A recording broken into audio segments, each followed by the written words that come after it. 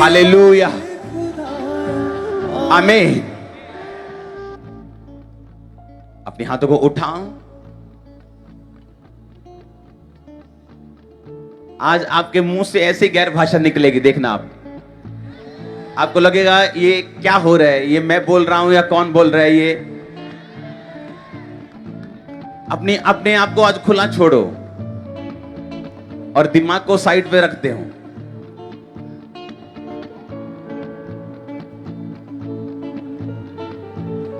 Apostle जी, अभी आपने जैसे ही बोला कि दूत छुएंगे और ऑयल आएगा आपके हाथों पे, एक छोटे के बच्चे के हम देख सकते हैं हाथों को, जैसे ही ऑयल में डिप किए हो ऐसे हाथों से ऑयल चोरा है, दूतों ने छुआ। वेट करो, हाँ आप बताते रहो। कैमरामैन ये देखो।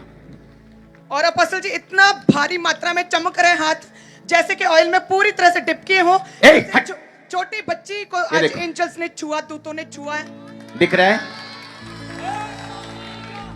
दिख रहा है, उसमें दिख रहा है कैमरा में, ये देखो। मैं आपको बोल रहा हूं, सुनो मेरी बात। मैं आपको कह रहा हूं, आज नाइट नॉर्मल नाइट नहीं, आप फील होके जा रहे हैं। समथिंग आपकी बॉडी में एंटर, आपकी स्पिरिट में एंटर कर रहे हैं। आप जानते, आप कई बार मूसा भी जानता है परमेश्वर उसे इस्तेमाल करेगा, और कई बार दाऊद भी जानता है वो एक दिन कुर्सी पे बैठेगा, लेकिन वो स्पिरिचुअल ग्रेस की वो वेट करता है। मैं वो स्पिरिचुअल ग्रेस आपकी लाइफ पे आज देख रहा हूं, आज देख रहा हूं। वो एंटर करेगी आपकी लाइफ में, आपके फाइनेंस में, आपके मिनिस्ट्री में। ओ आमीन, ऊंचाई आशीष आपकी है।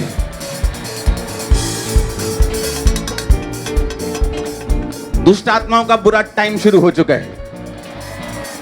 आग उतरे शैतान पर यीशु मसीह के नाम में अभी, और वो जहां भी छुपा आपकी बॉडी में, लाइफ में, मिनिस्ट्री में, जीवन में, परिवार में, आउट हो जाए इस फायर से। मैंने कहा जहां भी दुष्ट आत्मा वो छुपी है, आउट इन जीसस नेम, निकल आए यीशु मसीह के सामर्थी नाम में। हालेलुया, हालेलुया, आमीन, आमीन, हालेलुया। मैंने कहा वो स्पिरिचुअल ग्रेस, आपको भी मालूम है परमेश्वर कई बार आपकी लाइफ में क्या कर रहा है, लेकिन वो प्रैक्टिकली फील नहीं होता। और अपोस्टल जी, इन लोगों को भी लगातार परमेश्वर का आत्मा छू रहा है, और इनके फेस पे भी आना शुरू हो चुका है, और उनके हाथों पे जो है तेल आना शुरू हो चुका है, और दूतों ने छूना, सभी लोगों को छूना शुरू कर दिया। अभी टेस्टिमनी में हम नहीं जाएंगे, सुनो मेरी बात। मैं कह रहा हूं, आप भी जानते कई बार कि परमेश्वर ने आपको किसी काम के लिए चुना है, आप ग्रेस को रिसीव करने जा रहे हैं। प्रैक्टिकली आप वो काम कर पाएंगे। आमीन, ऊंचा ये बरकत आपकी है। जब एक फौजी अफसर अपने साथी फौजियों को लड़ने के लिए भेजता है, वो ये देखता है कि वो उसे किन लोगों के खिलाफ भेज रहा है। क्या उनके पास AK-47 है, क्या तोप है, क्या उनके पास क्या चीज है। बंदूक वालों के खिलाफ वो उन्हें डंडा देके नहीं भेजता, और जहां डंडे की जरूरत है वहां वो बंदूक देके नहीं भेजता। उसी तरह से बाइबल कहती है परमेश्वर ने आपको एक युद्ध दिया है। यह युद्ध शैतान के साथ, अंधकार की शक्तियों के साथ, दुष्टता की आत्मिक सेनाओं के साथ, जिनका हेड ऑफिस आसमान में है। तो परमेश्वर ये मेक श्योर करेगा कि आपके पास वो सारे हथियार हों जिससे आप वो युद्ध जीत सकें। कौन सी कलीसिया है जो ठोकर खा रही है? कौन सी कलीसिया है जो शैतान की विक्टिम बनी हुई है, विक्टर बनने की बजाय, जो हर वक्त कंप्लेंट करते हैं कि दुष्ट आत्मा उस पर अटैक करता है?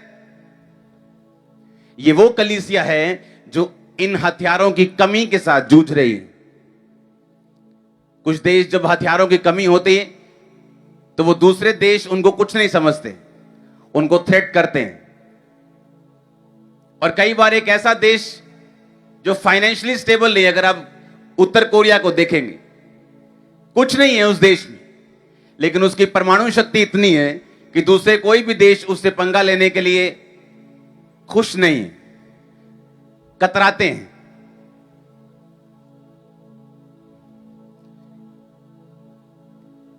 उसी तरह से शैतान जानता है कि किस कलीसिया के पास, किस चर्च के पास, यानी बॉडी के पास, चर्च मतलब बॉडी यानी आप यानी मैं, कौन से हथियार हैं उसे मालूम है।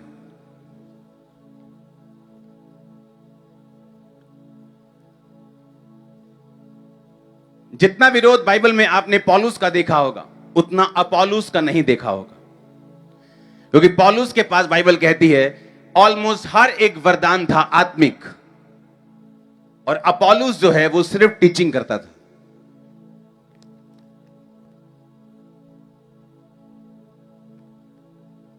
अपनी स्क्रीन पे देखेंगे रोमियो,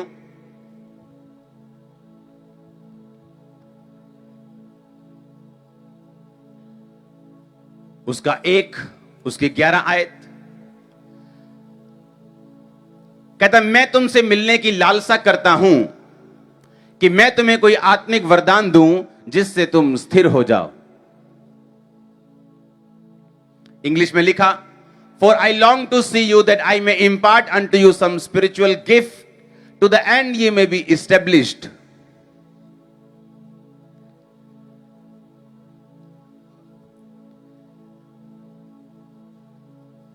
कहता I may impart, मैं तुम्हें कोई आत्मिक वरदान दूं। कौन कह रहे? पौलुस कह रहे। कहता जिससे तुम इस्टेब्लिश्ड हो जाओ, हिंदी में कहता तुम स्थिर हो जाओ।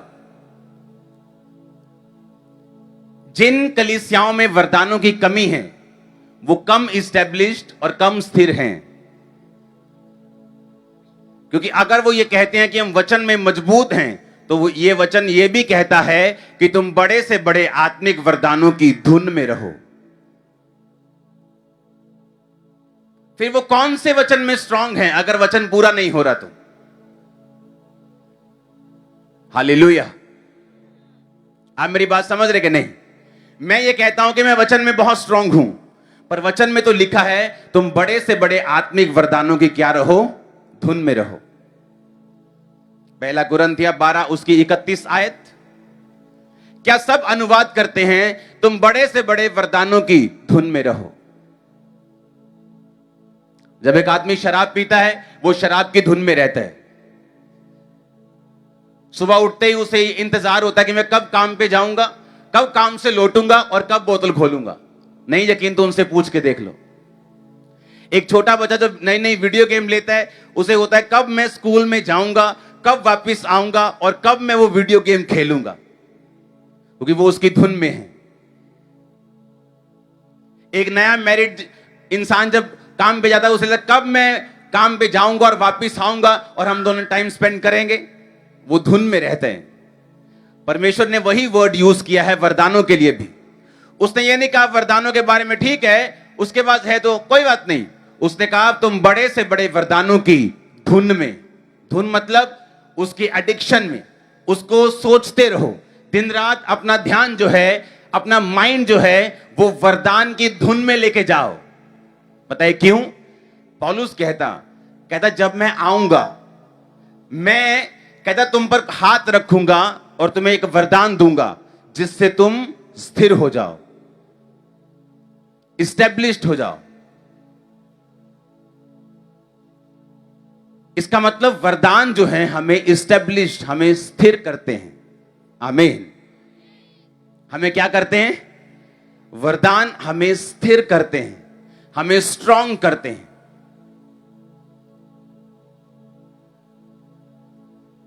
और उसने कहा इनकी धुन में रहो। अगर ये इंपॉर्टेंट ना होते तो वो ये ना कहता तुम बड़े से बड़े वरदानों की धुन में रहो। तुम प्रेम में जियो लेकिन वरदानों की धुन में भी तुम रहो। आमीन।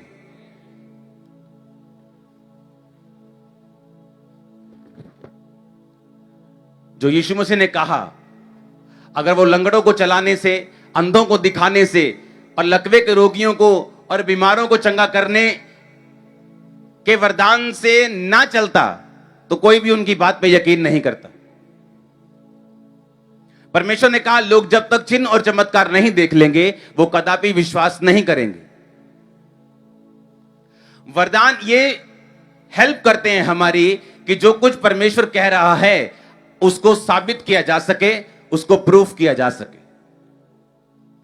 बाइबल कहती परमेश्वर ने मूसा को कहा 70 लोगों को चुन और मैं तुझ में से वो आत्मा जो तुम्हारे ऊपर है मैं कुछ कुछ लेकर उन 70 लोगों के ऊपर डालूंगा और जिन जिन के ऊपर वो आत्मा गया बाइबल कहते है वो भी भविष्यवाणी करने लगे। इमेजिन करो अगर मैं विश्वास से भरा हुआ हूं तो परमेश्वर मुझसे बात करता है, मेरे पास अनॉइंटिंग है, आज जब ऑयल से आप पे प्रेयर होगी, आज जब इंपार्ट होगा, इमेजिन करो अगर आप संघर्ष कर रहे हैं लाइफ में, वो विश्वास की स्पिरिट आपके अंदर भी आएगी। आप मेरी बात समझ रहे कि नहीं? पौलुस ने कहा मैं तुम पर हाथ रखूंगा ताकि तुम्हें वरदान दे सकूं, ताकि तुम स्थिर हो जाओ। आमीन। मैं इंपार्ट करूंगा, मैं दूंगा तुमको वो वरदान ताकि तुम स्थिर हो जाओ। और स्थिर होने का मतलब ग्रीक भाषा का 4741वां शब्द हम पढ़ेंगे। इस्टेब्लिश का मतलब, स्थिर का मतलब स्टेरिजो, जिसका मतलब है to turn resolutely in a certain direction, established, strengthen. Resolutely का मतलब होता है जैसे ये साइंटिस्ट यूज करते हैं, हमारा रेजोल्यूट जा रहा है, आ रहा है। हाँ? इसका मतलब होता है कि एक चीज का दृढ़ता पूर्वक एक दिशा में भागना। इसकी विस्लिंग बंद करे, इसको साइड पे कर, इसको हटा, इसको मुंह कर, मत छेड़ना माइक। आप मेरी बात समझ रहे कि नहीं? सुनो मेरी बात आप ध्यान से।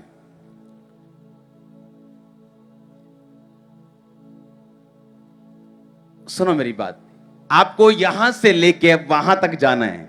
ओके ओके, उठ जा, वहां जा, ताकि ये अपनी दौड़ में भाग सके।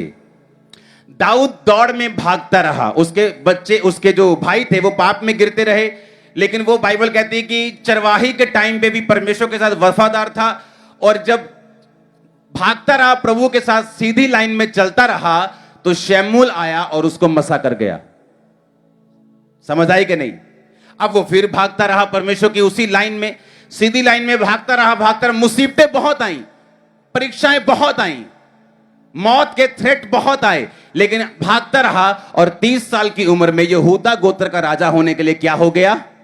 मसा किया गया। अब फिर क्या किया? भागता रहा, फिर भागता रहा, फिर भागता रहा। 37.5 साल की उम्र में उसको इजराइल का राजा होने के लिए मसा किया। अब सुनो, ये बंदा मसीह में है और परमेश्वर ने इसको बुलाया कि यहां से लेके वो उधर तक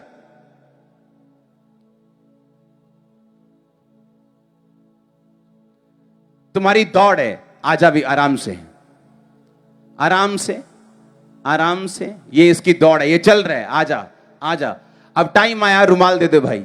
यहां तक पहुंच गया, एक गिफ्ट मिला। आजा आगे, आजा आगे, आजा आजा। आप मेरी बात समझ रहे कि नहीं? ये चलता जा रहा है सीधी लाइन में। अब लाइन एक इधर भी जाती है लेडीज की तरफ। अब इसकी मर्जी है कि सीधा भागना है कि इधर भागना है।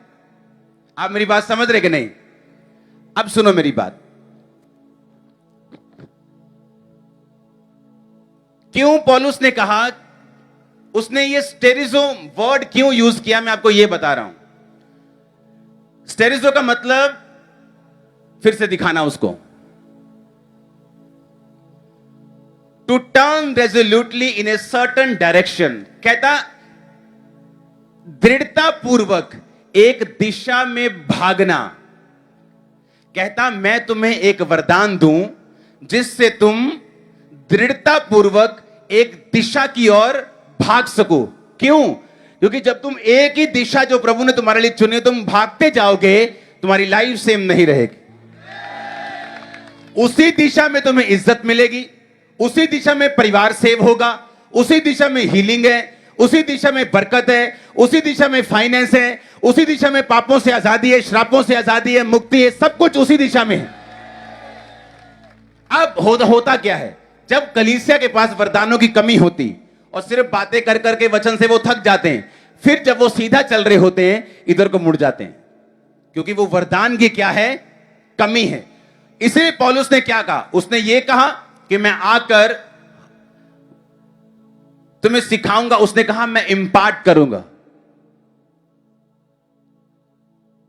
उसने ये नहीं कहा मैं, वो वचन की शिक्षा में सबसे अधिक था वो पौलुस के ऊपर कोई नए नियम में वचन की शिक्षा में स्ट्रांग नहीं था। सबसे अधिक कलीसियाएं पौलुस ने स्थापित की, पूरा यूरोप, पूरा वो एरिया पौलुस ने प्रचार कर करके भर दिया था। एरिया में जगह नहीं थी जहां प्रचार नया कर सके, इतना प्रचार वो कर चुका था। वो पौलुस कह रहा है जो वचन में गहरा था, वो पौलुस कह रहा है जो कलीसियां स्थापित करता था, कहता मैं तुम्हारी लाइफ में कुछ इंपार्ट करूंगा ताकि तुम एक सर्टेन डायरेक्शन में दृढ़ता पूर्वक भाग सको।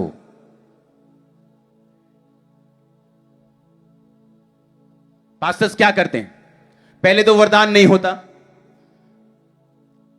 जब प्रार्थना करते हीलिंग नहीं होती, प्रार्थना करते डिलीवरेंस नहीं होती, फिर धीरे धीरे वो उस डायरेक्शन की ओर दौड़ना छोड़ देते हैं और अपनी डायरेक्शन चेंज कर लेते हैं। कोई पाप में गिर, आपको कुछ नहीं मालूम होता कलीसिया को क्या हो रहा है। कोई पाप में गिर जाता है, कोई फाइनेंस की प्रॉब्लम में गिर जाता है और कलीसिया को कुछ मालूम नहीं होता। और जब पुलपिट पे आता है तो वो भी वरदानों, जब वरदान मिलते नहीं, वरदान होते नहीं, क्योंकि संगति ऐसी नहीं। जिस वरदान के विषय में आप क्रिटिसाइज करेंगे, आप नेगेटिव बोलेंगे, आपकी अपनी लाइफ में वो वरदान कभी काम नहीं करता। हालेलुया। अब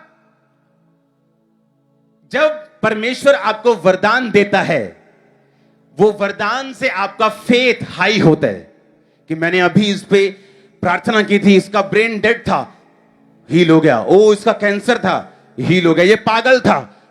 वो वरदान क्या करता है, तुम्हारी हेल्प करता है कि तुम उस दिशा को ना छोड़ो और उस दिशा में भागते रहो।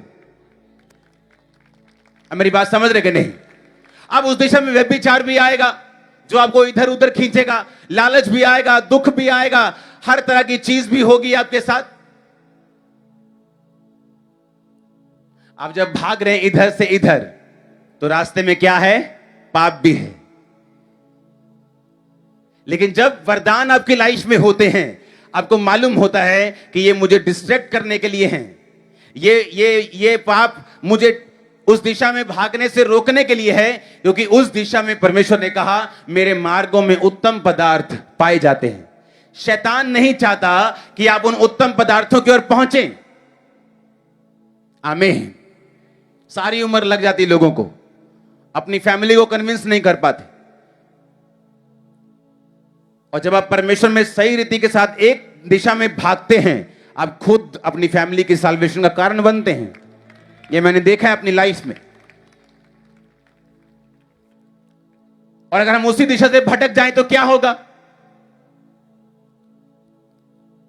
इसलिए पौलुस ने कहा आई मे इम्पार्ट, मैं कुछ तुम्हें वरदान दूं जिससे तुम स्टेरिजो हो जाओ, तुम स्थिर हो जाओ, तुम एक सर्टेन डायरेक्शन में, एक दिशा की ओर दृढ़ता पूर्वक पांव जमा के तुम भाग सको। क्योंकि ये जरूरी है, क्योंकि जब तुम दृढ़ता पूर्वक उस दिशा में चलोगे तो उस रास्ते में परमेश्वर की विजिट होगी तुम्हारी लाइफ में। जिस तरह दाऊद की लाइफ में जब वो 16-15 साल का होगा, फिर उसकी लाइफ में हुई जब वो 30 साल का था, फिर उसकी लाइफ में हुई जब वो 37 साल का था। आमीन, हालेलुया, हालेलुया। कितना जरूरी है आपका वरदान पाना। खाना पकाने वाले लोग, 7 लोग जो खाना पकाते थे, वो भी वरदानों से भरे हुए थे। सिर्फ पास्टर्स नहीं, विश्वासी भी, सिर्फ पास्टर्स नहीं, चर्च के इवेंजलिस्ट भी वो वरदानों से भरे हुए थे। क्योंकि जो वरदान है,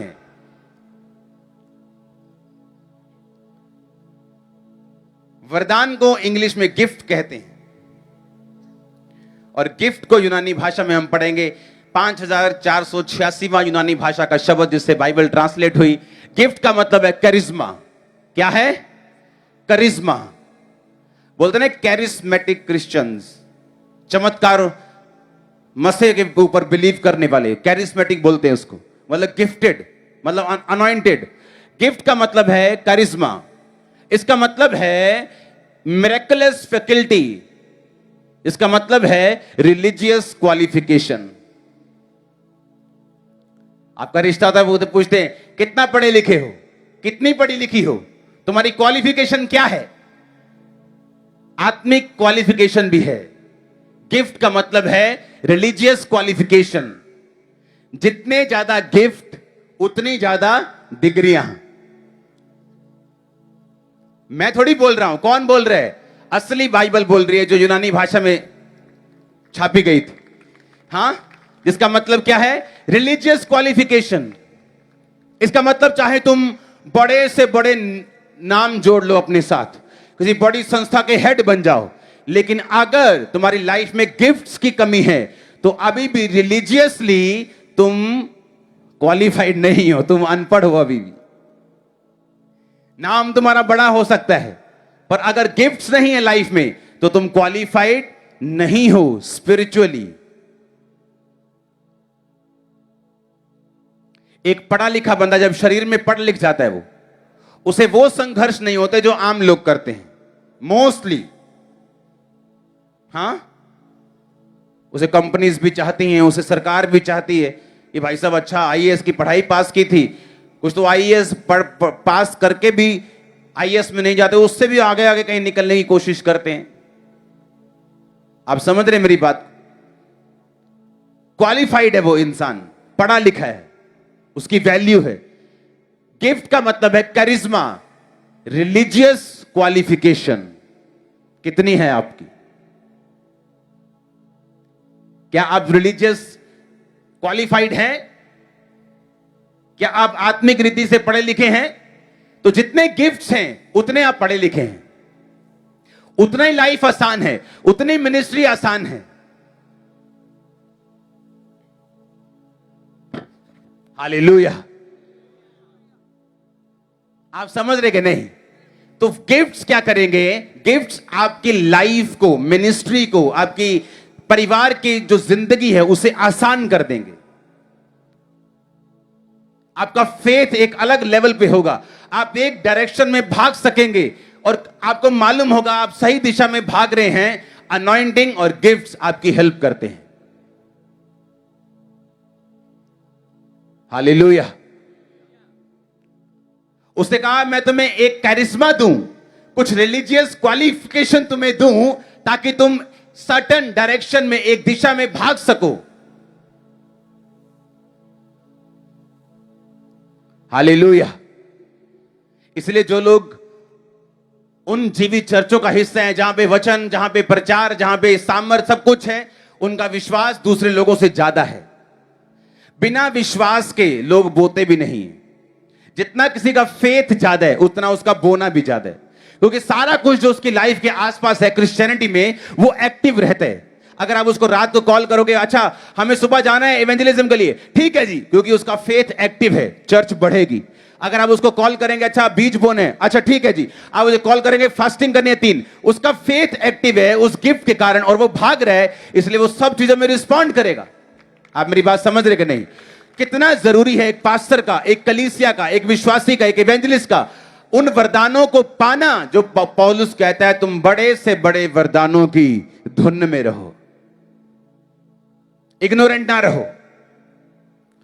उसने कहा मैं नहीं चाहता जैसे तुम पहले गूंगी मूर्तों के पीछे चलाए चलते थे, कहता मैं नहीं चाहता अब तुम इस विषय में अज्ञान रहो, मैं नहीं चाहता तुम आत्मिक वरदानों के विषय में अनजान रहो। आमीन।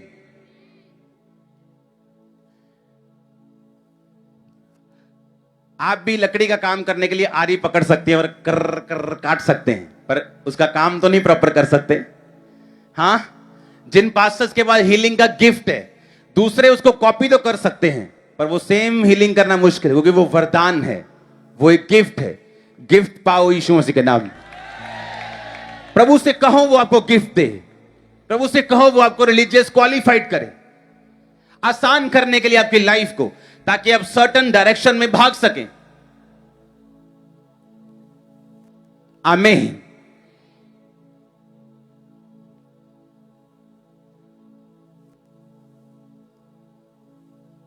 आप कलीसिया में हैं, आज परमेश्वर का मान लो आत्मा आपको मसा करता है, आपको दर्शन का वरदान मिलता है, या आपको आने वाले समय की परसीविंग उसको थोड़ा आप समझना शुरू कर देते हैं कि आने वाले टाइम में क्या होने वाला है।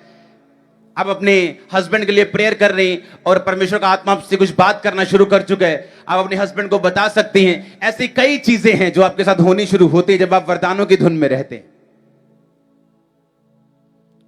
हालेलुया। कितने समझ रहे हैं?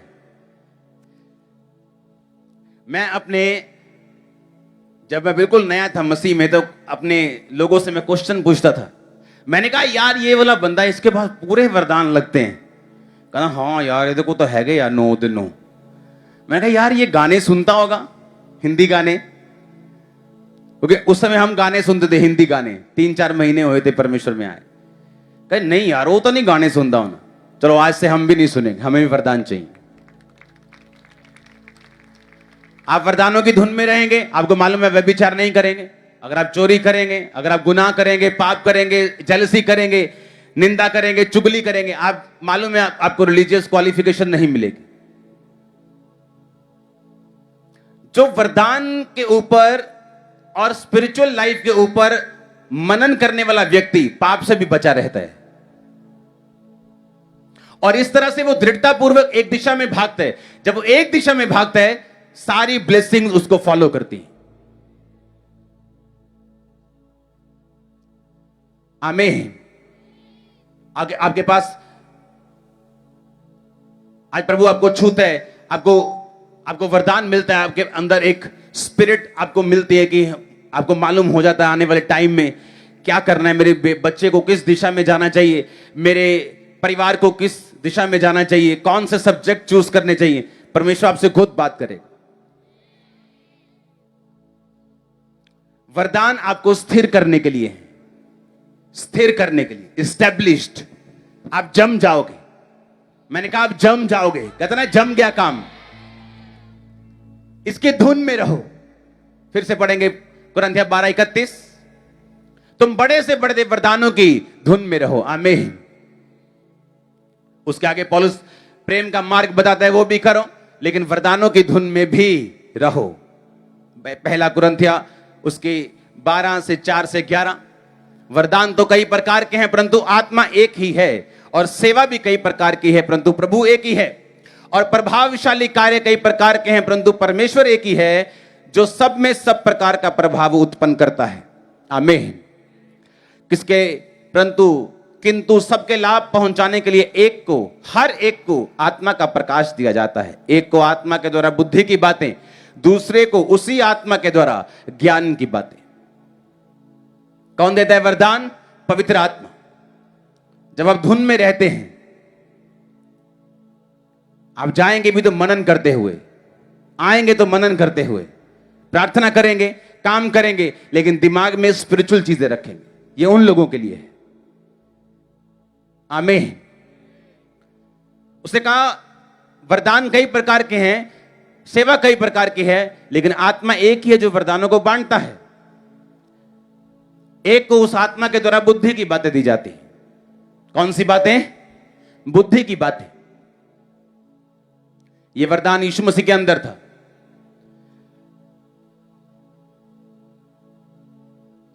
यह वरदान पौलुस के अंदर था।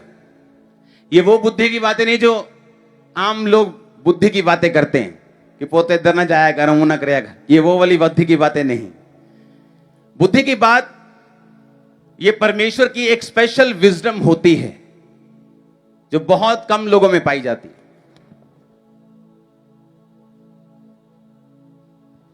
जब पौलुस को पकड़ लिया गया, और पौलुस जानता था कि 2 ग्रुप ने उसे पकड़ा है, एक सदूकियों का, एक फरीसियों का।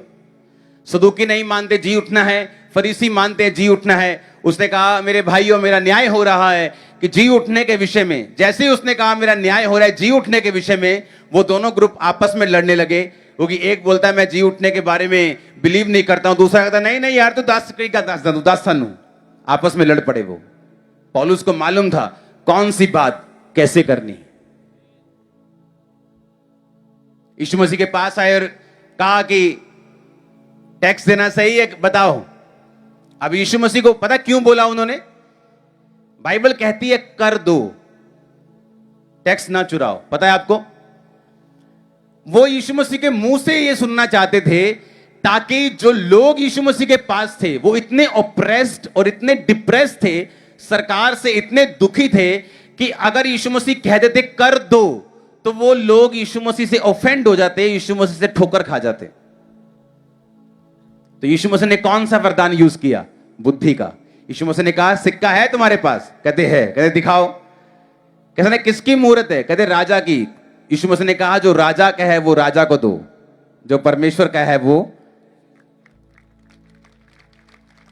तो लोग बैठे सुन रहे, हाँ हाँ ठीक है, ठोकर खाने से बच गए। कौन सा वरदान था ये? बुद्धि का वरदान था। यीशु मसीह के पास आए, बोलेगी तो ये काम किस सामर्थ्य और किस नाम और किस अधिकार से करता है? ताकि यीशु मसीह को बोले परमेश्वर, तो वो बोले पुराने नियम तो उसे लिखा नहीं, उसे पकड़ लें, लोगों के सामने उसे झूठा साबित करें। लेकिन यीशु मसीह ने कहा मैं तुमको बता दूंगा, लेकिन तुम ये बताओ कि यूहन्ना का बपतिस्मा स्वर्ग की ओर से था या मनुष्यों की ओर से था। अगर वो बोलते कि मनुष्यों की ओर से था तो लोगों से मार खाते, क्योंकि लोग जानते थे कि वो एक प्रॉफिट है। तो अगर वो बोलते कि परमेश्वर की ओर से था तो फिर यीशु मसीह पूछते फिर मारा क्यों, उसको बचाया क्यों नहीं? ये कौन सा वरदान था? बुद्धि का। हालेलुया। कई बार आपसे क्वेश्चन किए जाते हैं, जहां आप हां करेंगे तो भी मरेंगे, ना करेंगे तो फंसेंगे। तो वहां पर बुद्धि का वरदान आपकी लाइफ में काम करता है। और ये सारे वरदान आपको पढ़ने हैं। बुद्धि का वरदान, ज्ञान का वरदान, ये वो ज्ञान नहीं जो हम धरती के ज्ञानी लोग आपस में ज्ञान बांटते हैं। ये सुपरनैचुरल ज्ञान है, सुपरनैचुरल विजडम है, सुपरनैचुरल नॉलेज है। यीशु मसीह के पास थी कि जा अपने पति को बुला लेके आ। उसने कहा नहीं मेरा कोई पति नहीं। यीशु मसीह ने कहा तेरे कितने पति रह चुके हैं? 5, और जिसके पास तू अब रहती है वो भी तेरा पति नहीं। सही कहा तूने। उसने कहा मुझे लगता है तू भविष्य देखता है। यीशु मसीह ने कहा जिसको तू ढूंढ रही है मसीह को, मैं वही हूं। कहा कौन सा वरदान था ये? ज्ञान का वरदान। ज्ञान यानी सुपरनैचुरल नॉलेज, आने वाले टाइम के विषय में या किसी व्यक्ति के पास के विषय में, उसे ज्ञान का वरदान बोलते हैं। हालेलुया। विश्वास का वरदान, चंगा करने का वरदान, सामर्थ्य काम करने का वरदान, गैर भाषा बोलने का वरदान, आत्माओं की परख का वरदान, गैर भाषा का अर्थ बताने का वरदान। कई तरह के वरदान हैं जो बाइबल में लिखे हुए हैं, और ये आपको क्या करते हैं? स्थिर करते हैं। आमीन। क्या करते हैं? आपको स्थिर करते हैं और आपकी हेल्प करते हैं कि एक दिशा की ओर आप भाग सकें। अपने हाथों को उठाओ। Thank you Jesus. हिलाओ हाथों को।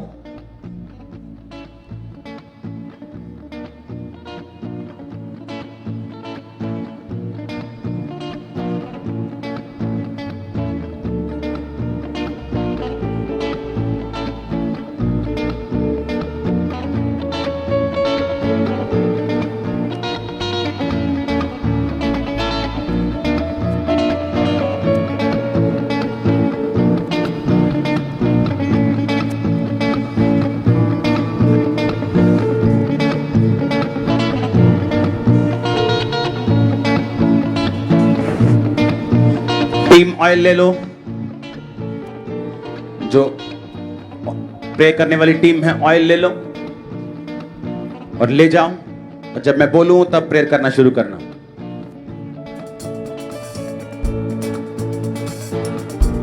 भागो जल्दी। सब जन खड़े हो जाओ, अपने हाथों को उठाओ।